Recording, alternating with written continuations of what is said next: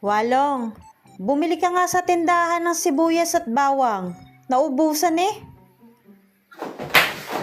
Ako na naman. Huwag kang sisima-simangot. Lalo kang sumasama eh. Aba, Hindi na lang ako. Wala na bang iba dyan? ay sino pang uutusan namin? Nag-iisa ka namin anak. Sabi na lang walo-walo. Sinabing huwag sisimangot. Sumasama ka lalo.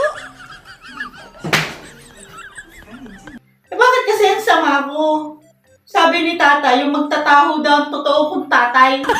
Totoo ba yun? Hindi iyon totoo.